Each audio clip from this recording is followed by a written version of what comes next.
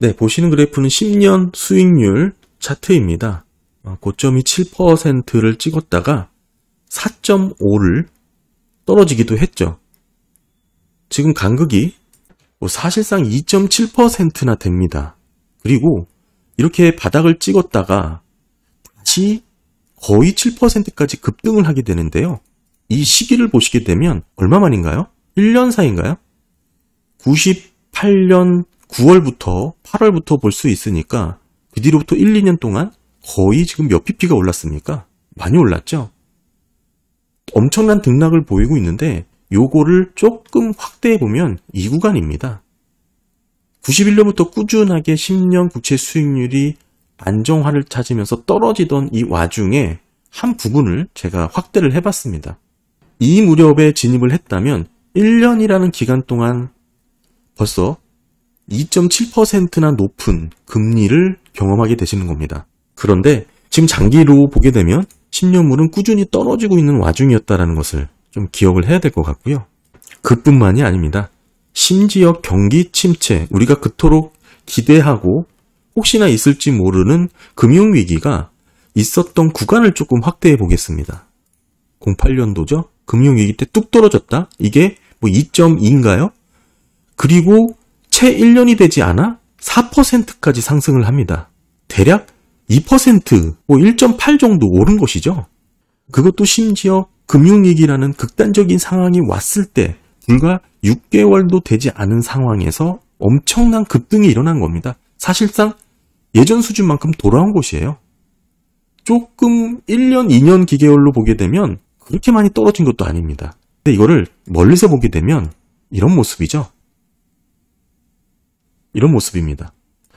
2013부터 2018년도 지금 평안하단 구간에서도 살펴보면 10년 국채 수익률이 1.4%까지 떨어졌다가 1년 6개월 만에 3%까지 올랐습니다. 거의 2배 이상 오른 거죠. 그리고 다시 뚝 떨어지고 다시 또 더 오르고 지금 이게 10년물 국채 수익률입니다. 심지어 빨간색이 기준금리입니다. 제로금리가 유지되는 구간에서의 10년물 변동폭을 한번 보시면 아까가 그거죠. 2013년부터 2015년까지 2013년부터 2015년까지입니다.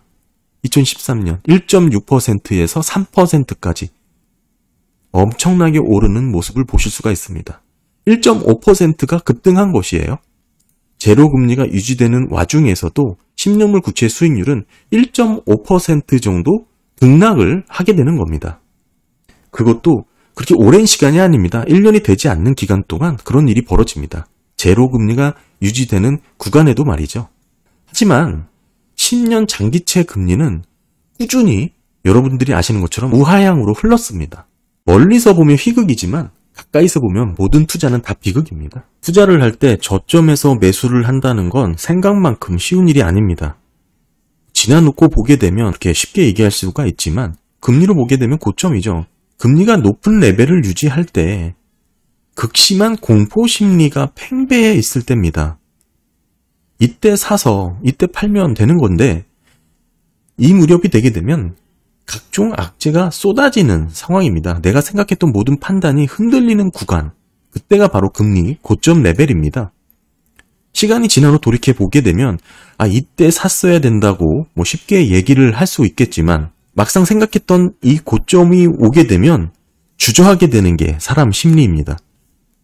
그렇기 때문에 정확한 타이밍을 맞추기엔 불가능에 가깝습니다.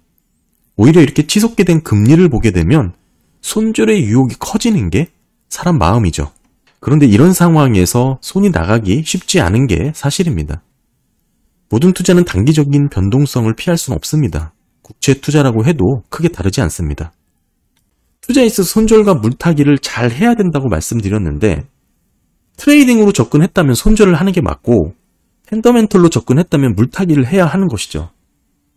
내가 가치 투자를 했는지 긴 호흡으로 펀더멘털리 투자를 했는데 지금 가격이 변동성이 생겨서 높은 구간에 위치를 했다. 금리로 치면 높은 구간이죠. 그렇다면 손절하면 안 된다는 뜻입니다. 반대로 트레이딩으로 접근했는데 그거를 또 물타기 하면 안 되겠죠. 장기적인 투자 관점으로 접근했다면 어느 정도 방향성을 보고 베팅을 하고 노이즈를 줄이고 유지를 하는 게 필요합니다. 지금 미국 장기채 가격이 많이 떨어졌죠. 원래 예상했던 그 정도 레벨을 벗어나긴 했습니다. 하지만 저는 개인적으로 크게 걱정하진 않습니다.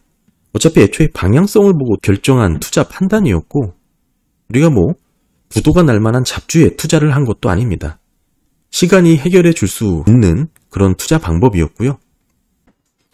감정과 심리에 크게 영향을 받을 수 있는 구간이라고 생각은 하지만 객관적으로 판단해야 될 그런 여유가 솔직히 필요합니다. 애초에 생각했던 투자 계획에 맞춰서 흔들림 없이 나아가는 게 중요하고요. 저는 개인적으로도 여전히 지금 현금 비중을 일부 갖고 있지만 투자 포지션을 계속해서 늘려나가고 있습니다. 사실 지금 장기채 투자를 하시는 분들이 흔들리는 이유가 여기에 있다고 보는데요. 어느 정도 진입을 한 이후에 수익을 좀 보셨죠. 수익을 보셨다가 다시 손실 구간으로 들어가는, 사실은 이쯤 진입해서 일정 부분 수익을 보다가 꺾이는 모습이 나왔다는 겁니다.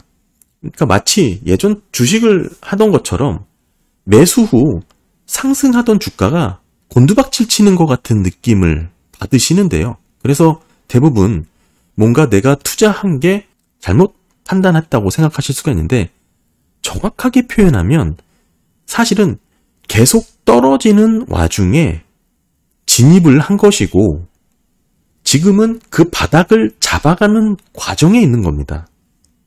바닥을 잡지 못해 더 떨어지는 것이지 우리가 사고 오르다가 떨어진 게 아니라는 것이죠. 그러니까 모든 투자에 있어서 매수 후에 바로 바닥을 찍고 턴어라운드 하게 된다면 산 시점부터 우상향하는 종목만 고르겠다, 이렇게 투자를 하시는 분들이 계실까요? 정확하게 바닥에서 사서 꼭지에 팔 수 있는 분들이 몇이나 되겠습니까? 사실상 없는 얘기고 불가능한 부분입니다. 무릎에 사서 머리 꼭대기에 파는 게 아니고요. 어깨 무렵 그 부분에서 팔면 그만인 것이죠. 모든 투자에 있어서 바닥이 어딘지 아무도 알 수가 없습니다. 중요한 것은 장기채 같은 경우는 떨어지면 떨어질수록 그 압력이 줄어들 수밖에 없다는 것이고, 오히려 이렇게 모멘텀을 받은 이후에 높아질 가능성이 더 크다는 것이죠. 주식 투자 바닥을 잡고 진입할 수 없듯이 지금 우리가 투자한 채권 투자도 마찬가지입니다. 단기적으로 금리 상단을 정확하게 맞춘다는 건 어려운 게 아니고 의미가 없습니다. 아무도 모르기 때문입니다. 혹시 한두 번 맞춘다고 해도 큰 의미를 둘 수가 없습니다. 계속해서 반복적으로 예측할 수가 없다라는 것이죠. 결국 우리가 할 수 있는 것은 방향성을 보고 투자를 하는 것이죠. 조금 긴 호흡으로 보시게 되면 결국 계속 떨어지던 주가에 우리는 진입을 한 것이고, 그게 바닥을 잡으려고 더 내려가는 것이죠. 계속해서 떨어지기만 하는 그런 차트의 모습을 생각하실 수 있겠는데, 채권은 주식과 다릅니다. 금융자산은 서로 얽히고 설키게 메커니즘으로 작동이 되기 때문에 궁극적으로 장기채권은 지금 투자 비중을 늘려야 된다고 생각을 합니다. 재밌는 차트도 하나 있어서 갖고 왔는데요. 인구 증가 추세와 10년물 수익률을 비교를 한 것입니다. 결국에는 0.1, 0.3으로 장기적으로 인구 성장이 유지될 거라는 전망이 많죠. 최근의 보도에 의하면 미국 의회 예상국에서 결국에는 이민자로 0.1에서 0.3% 정도 꾸준히 유지될 것이라고 보고 있습니다. 이게 지금 0.6을 넘어섰던 구간이죠. 장기적으로 미국 10년 국채 수익률이 어느 방향을 가게 될지, 글쎄요. 인구 증가 추세가 분명하게 뚜렷하게 극적으로 상향되기는 어렵죠. 지금은 0.1에서 0.3 정도 이렇게 증가를 하고 있는 수준으로 가게 되는 것이고요. 지금은 엄청난 괴리를 좀 보여주고 있다. 이렇게 볼 수가 있겠죠. 10년 국채 수익률 1.4 무렵에서 3%까지 1년 안에 급등했다, 다시 떨어졌다, 또 올라가는 아주 평온했던 구간입니다. 2013년부터 18년까지 오히려 제로금리가 유지되던 와중에도 10년물의 변동성은 이렇게 나타나고 있고요. 심지어 금융위기 환경에서도 급격하게 떨어졌다, 급격하게 반등하고, 이후로 먼 시야로 보게 되면 우상향에서 떨어지죠. 우리가 생각하는 것은 계속 안정적으로 떨어지는 모습을 기대하실 수가 있겠지만 가까이서 보게 되면 상당히 살떨리는 비극이 상존해 있습니다. 그 얘기는 역으로 지금 투자에 있어서 좀 멘탈을 잡는데 도움이 된다고 생각하는데요. 지금 뭐 금리 레벨이 좀 높다고 해도 구조적으로 패러다임이 완벽하게 변환이 됐다는 근거는 찾기 어렵습니다. 그런 부분이 아니라면 불필요한 노이즈를 좀 줄이고 너무 힘들지 않게 좀 평안하게 애초에 계획했던 투자의 계획대로 좀 나가시는 게 좋지 않나 그렇게 생각을 합니다. 감사합니다.